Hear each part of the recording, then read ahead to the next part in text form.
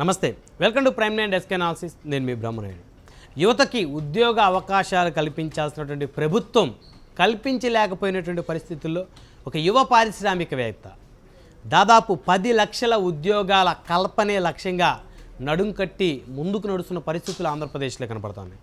Pulsus group అధినేతగా ఇప్పటికే లక్షకు పైగా నిరుద్యోగ యువతకు ఉద్యోగ అవకాశాలు కల్పించి ఆంధ్రప్రదేశ్లో ఎక్కువ ఉద్యోగ అవకాశాలు 2019 నుంచి నేటి వరకు ప్రభుత్వం చేయనటువంటి పనులు చేసి ప్రభుత్వం కల్పించలేనటువంటి అవకాశాలను కల్పించినటువంటి గేదెల శ్రీనుబాబు ప్రస్తుతం యువశక్తి సదస్సు నిర్వహిస్తూ ఉన్నారు. అయితే దాంట్లో ప్రధానమైనటువంటి ధ్యేయంగా వైజాగ్ భవిష్యత్తు సాధికారికత, నేటి యువతే రేపటి భవిత, విశాఖే ఆంధ్రప్రదేశ్ ప్రగతికి దిక్చూసి విద్యార్థులు పారిశ్రామికవేత్తలుగా ఎదిగేందుకు వేదిక, స్థానికంగా 1,00,000 మందికి ఉద్యోగ ఉపాధి అవకాశాలు కల్పించే ఏకైక లక్ష్యంతో పల్సస్ గ్రూప్ అధినేత గేదెల శ్రీనుబాబు ముందుకెళ్తున్నారు. అదేవిధంగా ఈరోజు విశాఖపట్నంలో మీడియా సమావేశాన్ని ఏర్పాటు చేస్తున్న శ్రీనుబాబు పరిశ్రమలు సంస్థల స్థాపనకు ఉన్న అద్భుత అవకాశాలు, లక్షలాది మందికి ఉద్యోగ ఉపాధి అవకాశాలు చూపించే విజన్ డాక్యుమెంట్ని అయితే ఆవిష్కరించారు. అదేవిధంగా ఈ విజన్ నిజం చేయాల్సినటువంటి యువతలో స్ఫూర్తి రగిలించేందుకు యువశక్తి సదస్సు సన్నాహక సమావేశం సందర్భంగా ఓ మీడియా సమావేశం విశాఖ మేఘాలయ హోటల్లో నిర్వహించారు. ప్రధానంగా కనుక చూస్తే 10 లక్షల ఉద్యోగ అవకాశాలు, అంటే నిరుద్యోగులకి ఆంధ్రప్రదేశ్లో ప్రస్తుతం వలసలు వెళ్తున్నటువంటి నిరుద్యోగులకి, డిగ్రీలు పీజీలు చదువుకొని వలస వెళ్తున్నటువంటి నిరుద్యోగులందరికీ కూడా ఉద్యోగాల అవకాశాల కల్పనే ఏకైక లక్ష్యంగా ముందుకు వెళ్తున్నటువంటి పల్సస్ గ్రూప్ అధినేత గేదెల శ్రీనుబాబు ఆధ్వర్యంలో గతంలో చూస్తే రైతుల కోసం రైతు సదస్సులు ఏ విధంగా నిర్వహించారో ప్రస్తుతం నిరుద్యోగ విద్యార్థుల కోసం, అంటే నిరుద్యోగుల కోసం ఉద్యోగ అవకాశాలు కూడా అదే స్థాయిలో కల్పిస్తున్న పరిస్థితి ఉంది.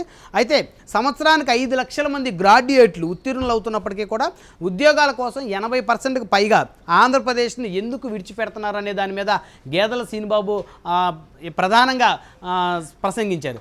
అయితే ఉత్తరాంధ్రలో కనుక చూస్తే గడిచిన 12 సంవత్సరాల్లో లోపు కనుక చూస్తే దాదాపు 30 లక్షలకు పైగా ఉత్తరాంధ్రలో నిరుద్యోగ యువత వలస వెళ్ళినటువంటి పరిస్థితుల్లోనే అదే విశాఖ $100 బిలియన్ ఆర్థిక వ్యవస్థగా ఎదుగుతుందని, ప్రపంచంలో కల్లా గొప్ప నగరాల్లో ఒక నగరంగా విశాఖను తీర్చిదిద్దే అవకాశాలు ఉన్నాయని, స్థానికంగా ఇక్కడ అన్ని రకాల వనరులు కూడా ఉన్నాయని, ఆ వనరులను ఏ విధంగా ఉపయోగించుకోవాలనేటువంటి దాని మీద పెద్ద ఎత్తున సదస్సులు నిర్వహిస్తూ ఉన్నారు పల్సస్ గ్రూప్ అధినేత గేదెల శ్రీనుబాబు.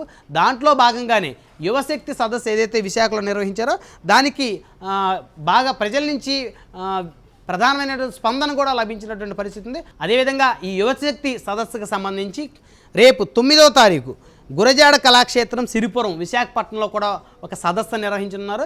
ఈ సదస్సుకి గ్రాడ్యుయేట్లు, పోస్ట్ గ్రాడ్యుయేట్లు దాదాపు 10,000 మందికి పైగా తరలిరానున్నారంటూ పల్సస్ గ్రూప్ అధినేత గేదెల శ్రీనుబాబు పేర్కొన్నారు. అయితే విశాఖని అభివృద్ధి చేయడంలో భాగంగా అదేవిధంగా నిరుద్యోగ యువతకి ఉద్యోగ అవకాశాలు కల్పించాలనే లక్ష్యంతో, అదేవిధంగా రైతులు టెక్నాలజీని ఉపయోగించుకొని ఏ విధంగా వ్యవసాయం చేయాలి, పండిన పంటను ఏ విధంగా పంటకి గిట్టుబాటు ధర కల్పించేటువంటి విధంగా రైతులను మోటివేట్ చేసేటువంటి అనేక సదస్సులు అయితే గేదెల శ్రీనుబాబు అయితే నిర్వహిస్తున్నారు. అంటే ఒక మాట చెప్పాలంటే ప్రభుత్వం చేయలేనటువంటి పని, ముఖ్యమంత్రి కూడా చేయలేనటువంటి పని, కేవలం పుస్తకాల్లో మాత్రమే, టీవీల్లో మాత్రమే ఇన్ని లక్షల మందికి ఉద్యోగాలు ఇస్తామని చెప్పేటువంటి ఆంధ్రప్రదేశ్ ప్రభుత్వం, ఆ ప్రభుత్వం కూడా చేయలేనటువంటి పనులు గేదెల శ్రీనుబాబు 10 లక్షల ఉద్యోగాల కల్పన లక్ష్యంగా ముందుకు వెళ్తున్నారు. ఇప్పటికే 1,00,000 మందికి పైగా నిరుద్యోగ యువతకి పల్సస్ గ్రూప్ ద్వారా ఉపాధి అవకాశాలు కల్పించినటువంటి యువ పారిశ్రామికవేత్తగా గేదెల శ్రీనుబాబు ప్రజల మన్ననలు పొందుతూ ఉన్నారు.